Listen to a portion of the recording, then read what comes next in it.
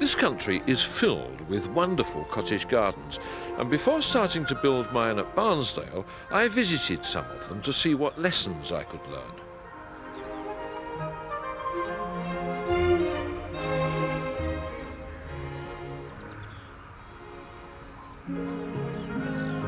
Gardens made by experts with years of experience could, I suppose, be a bit daunting for first-time gardeners. But that's the beauty of cottage gardening, and this has been proved over the centuries, that you can actually do it as you go along without any experience at all and still finish up with a beautiful garden. We found a young gardener just outside Peterborough who had started reluctantly and out of sheer necessity. It was a totally boring rectangle with a concrete path right up the middle. Not a lot to recommend it really. It was also very, very overgrown, and we didn't even own a lawnmower at that time. Basically, it was just another space to be tidied, and so that's what I did. So how did you get started on this sort of project? Well, neighbours gave me some plants that when they were splitting up the herbaceous perennials, they gave me a few bits, and thought I've got to put them somewhere. So I dug out one border, and that was it. I thought, it looks like a real garden, so carried on from there. Just evolved, and I liked what was happening. So the grass got smaller and the borders got bigger. But you've planted it absolutely beautifully. You must have had some sort of idea of what you were doing, of where you were going to put plants. Well, not really. It was just by eye. I got things given, or I bought things, and I put them where they looked good. And if they grew there and they were happy, that was fine. All fairly easy things. I like the hardy and very easy things. And at that stage, did you know very much about gardening? Nothing at all. So how did you learn? Well, I've watched television programmes, I've bought quite a lot of books, and I've learned by accident, really. It's just happened.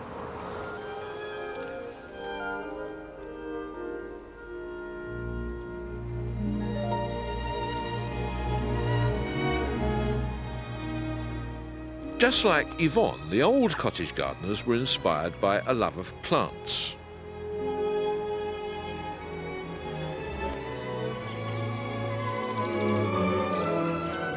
Their gardens were cheap and cheerful, and following that tradition, I've built a completely do-it-yourself garden on a very tight budget, which I've called the Artisan's Garden.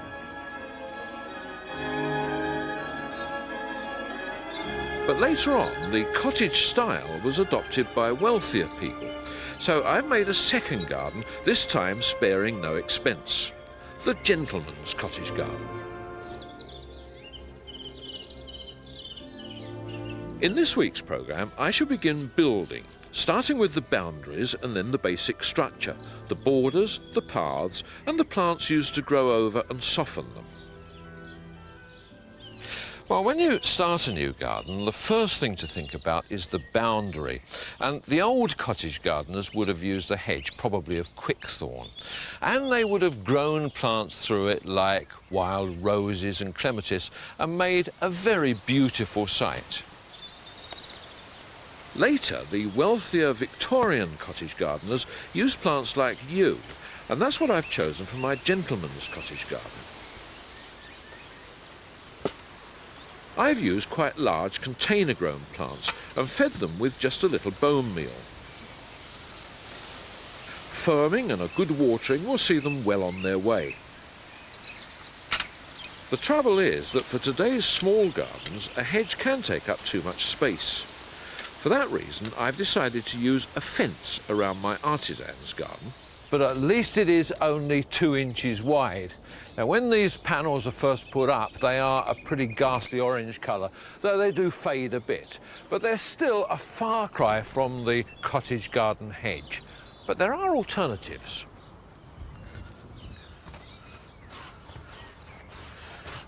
At least we can make our fence the same colour as the cottage garden hedge, which in fact makes a much better background for plants.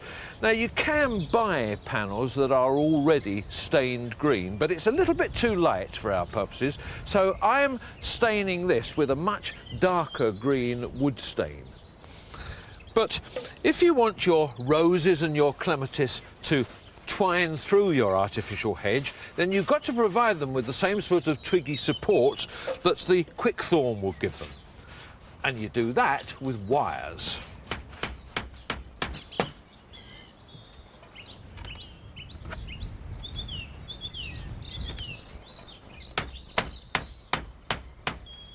Make sure that first staple's in really firmly, or it could be dangerous.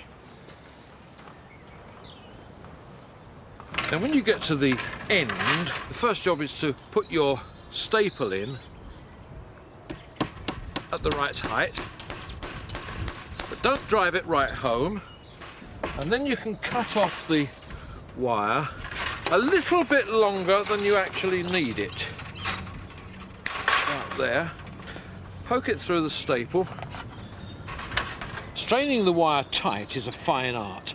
Get a bit of old but strong wood, wrap the wire round it with the wood close to the post, and then you can strain it like that and get it really tight, and then of course hammer the staple home.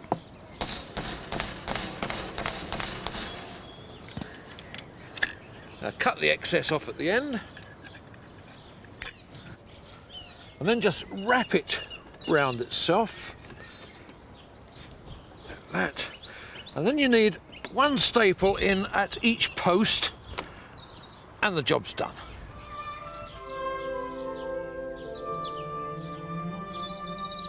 And by the summer, the plants had grown up, twined around my artificial twiggy supports, and created as beautiful a boundary as a real cottage garden hedge.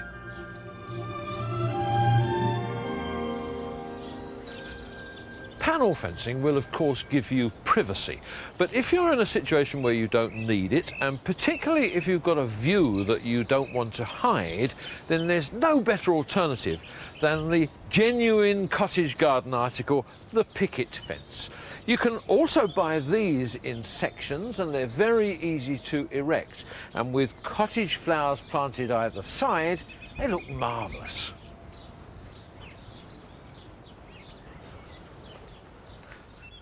If you can pinch a little bit of land in front of the picket fence, or even set it back a bit, you can create a marvellous effect.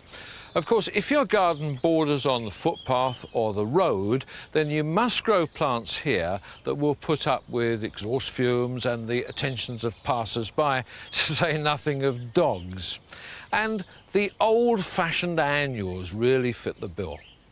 Of course, these are perfectly hardy, so they're very easy to raise from seed and very cheap too. In the early spring, all you have to do is to scratch a few drills, sow the seed into them, cover them up with your hand, and away they go. And what marvellous plants they are. There can't be anything easier to grow than the good old nasturtium. Like all the hardy annuals, it thrives on poor soil, and it'll flower its heart out right the way through the summer. Another old-fashioned favourite is the poached eggplant, and that one is a very good attractor of insects into the garden.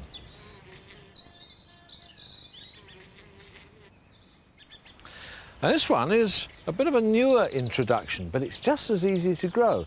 It's a poppy called ladybird, and it's not difficult to see why.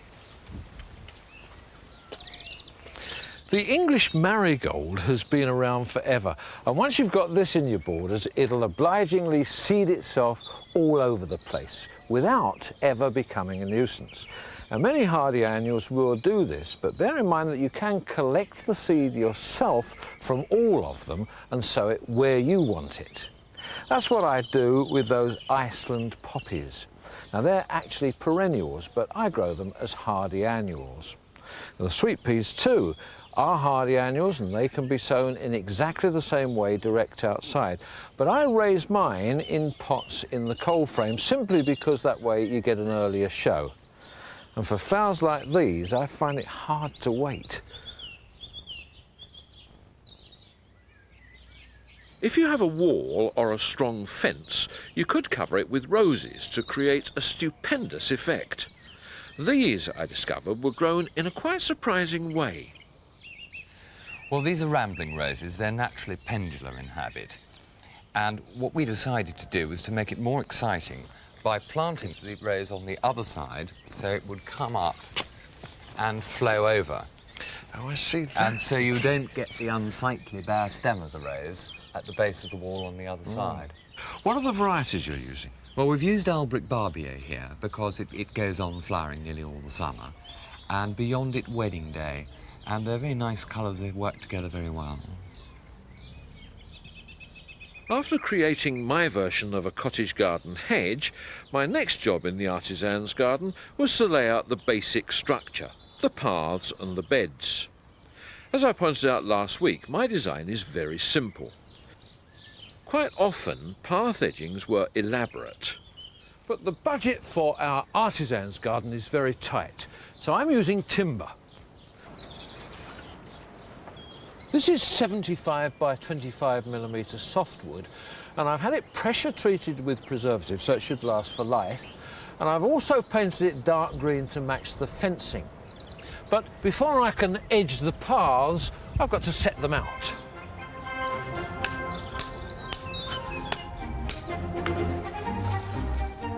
Now the central path runs straight down the middle of the garden, so it's a good idea to set up a datum line which actually cuts the garden right in half, and then you can measure everything from that.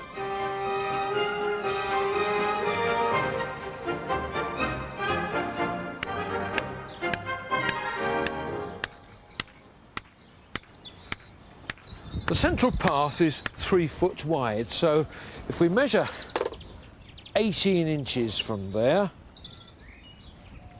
that's the place to put the first line.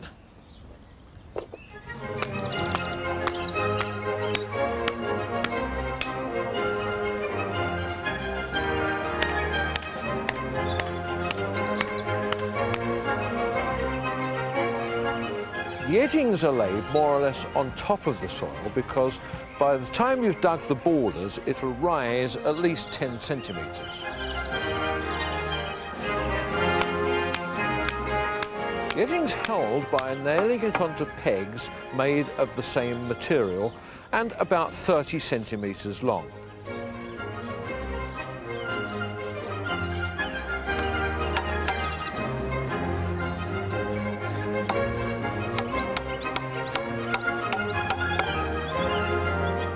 You'll need one peg about every metre and a half, and make sure that it's perfectly true by checking it with the spirit level before you nail it onto the second peg.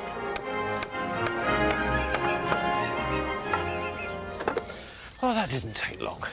Now all that remains is just to colour the cut ends with a little bit of the wood stain. Don't worry that these cut ends are going to let the water in, by the way, to rot the wood, because bear in mind that they're all pressure treated with preservative and the stain is only a colouring. Cottage gardeners can't afford to be too fussy about paths. Just level the soil, tread it down firmly and cover it with a layer of pea shingle. It makes a very serviceable path very cheaply. It will, however, leave you with straight, hard edges, which are not really in keeping with the cottagey feel. But with some careful planning, within a couple of months you can begin to see how the plants are tumbling out from the borders onto the paths and softening those hard edges. This anthermis is a great favourite of mine, with lovely chalk white daisies and this superb silver foliage. And if you cut those daisies back when they finish flowering, the foliage remains attractive right the way through the season. Over here there are a couple of geums which are just beginning to tumble over the edge, and the garden pinks down here which are newly planted but will soon fall over the edges too. The aubrietia here has really finished, and that's got to be cut back very shortly, but that'll soon be replaced by another anthermis, but this time with green foliage and bright golden flowers. And now we've got a couple of spaces down here, so I'm going to plant some more to tumble over the edge. This one is a real traditional old cottage garden plant. It's called bouncing bet or saponaria, And that will go in there and make a beautiful cushion of these deep pink flowers. And near to it, I'm planting a plant that the old cottage gardeners certainly wouldn't have known. This is a diacia, and that too has a mound-forming habit and will produce lovely deep pink flowers. There are other materials that I could have used for the path in my artisan's garden, which are cheap and equally successful. With a bark path like this, you can even dispense with the edging.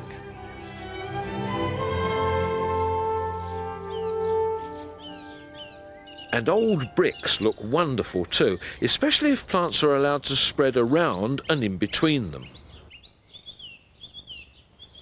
So we put her through and... I do like your paths here, Mark. I mean, did you do these yourself? Yes. Where did the Yes, we made bricks them. come from? They were all laying about somewhere. I suppose they had been used for other buildings. Do you find that you get problems with flaking? Because these are obviously wall bricks, Yes, aren't they? I have to replace a certain number every year. Do you find that you get a lot of weed seeding into it? Yes, they're wonderful conditions for seeding. But you also get plants seeding. There's some wonderful natural seeding, which we encourage. You've got plants which grow over the edges too. Now, what sort of things do you use there? Well, I think they almost tend to happen more than we use them, but I mean, the ajugas that obviously spread well. There's This blue, bugle, the yeah, blue it's one, and there's a lovely. nice pink form over there, which for some unknown reason is called purple torch. And the dianthus, of course, the old cottage pinks. And what's that? It's a little variegated London pride. In the gentleman's cottage garden, I could afford to go to town, so I decided to use special brick pavias.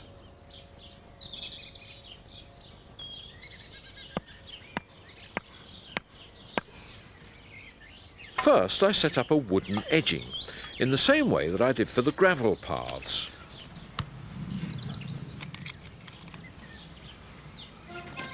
Then, to make a solid base, I used a dry mix of ballast and cement, which was consolidated again with the well-worn boots.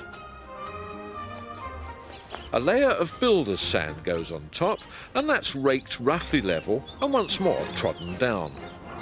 Then it's finally levelled with a notched board to ensure that it's at the right height for the bricks. They can be laid out in a variety of patterns. They're quite easy to cut with a hammer and brick bolster. Then cover the lot with kiln-dried sand. You can get it from the builders' merchants. You can bash them down with a wide board and a fencing post, but the easy way is to spread out a bit of old carpet, hire a vibrating pad, and just run it up and down. Put on a bit more sand, brush it off, and the path looks great. Where the paths crossed, I planned a circular area, so I started by setting the outside circle of bricks, and then I sunk a flower pot in the middle. Well, with all the bricks now down and sand brushed into the joints, the circle's beginning to look quite nice. And now it's time for the finishing touches. And I can reveal what this flower pot in the middle is for. It's a bit like those Russian dolls, really, that fit inside each other. And what we do is to put the next size flower pot down inside this one. There's a little bit of sand in the bottom just to make sure that they finish up exactly level at the top, and that does take a little bit of fiddling about, but in the end it looks rather nice. And the final pot can be just planted up with a plant of thyme, and that will eventually spread out just enough to break those hard lines. I've left planting holes in the brick circle, which I filled with equal parts of soil, garden compost and coarse grit, because the thymes which I've planted there like a very well-drained compost.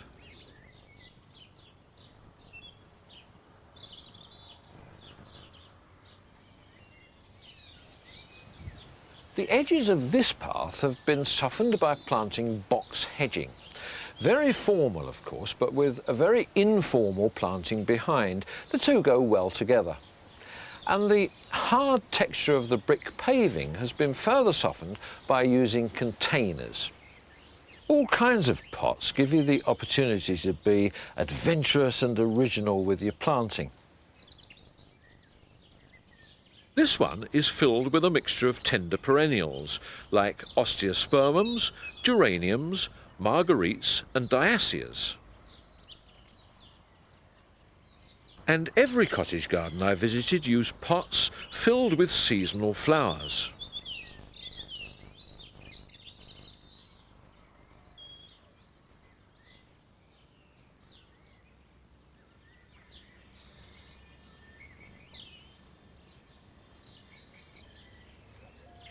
Good preparation of the borders will really pay dividends later on.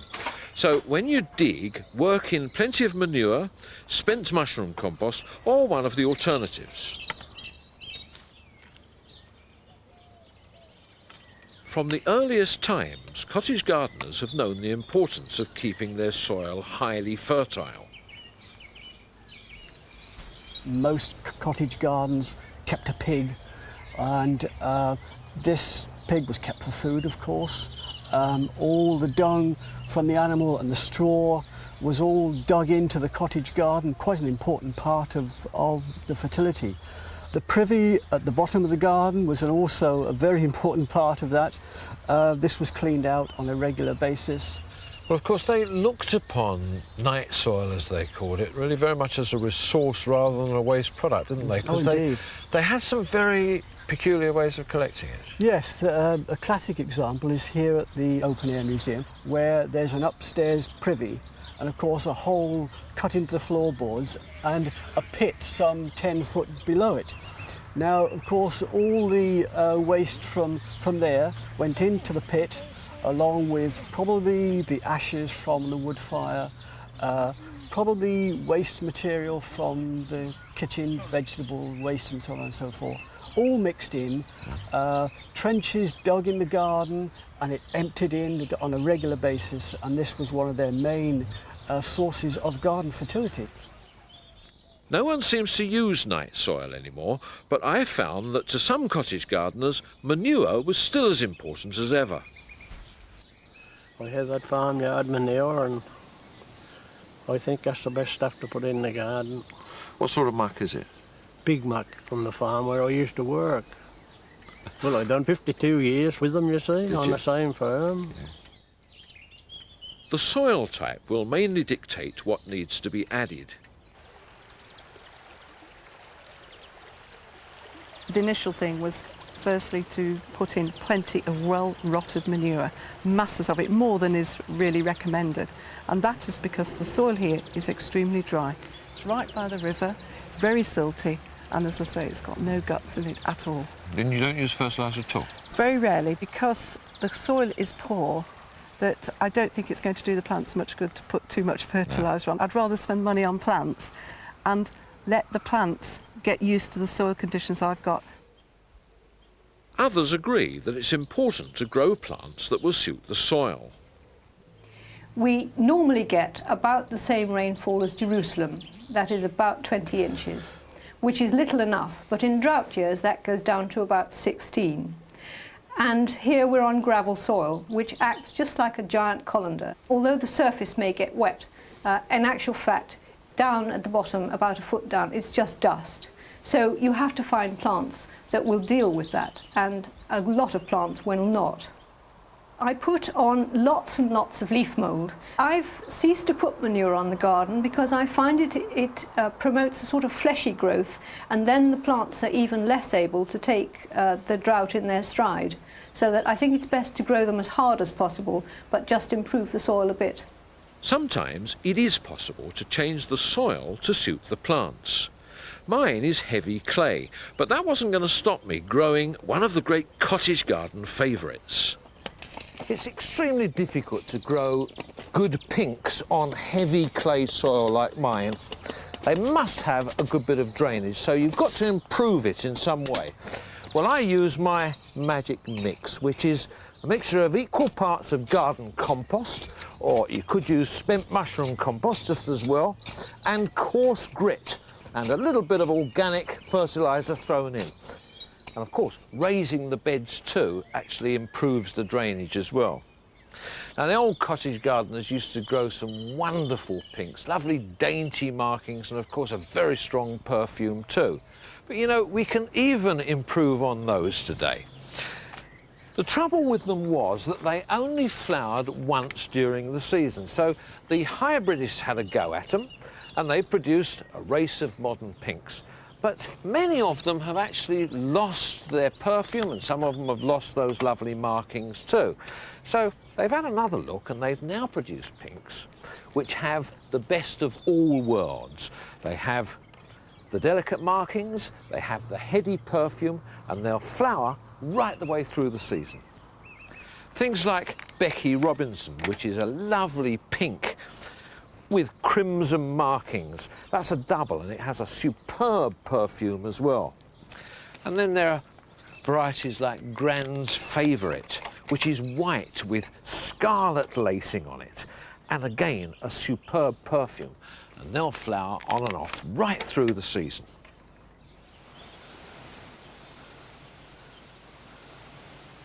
Roses are, of course, obligatory in cottage gardens, and these, I think, say it all.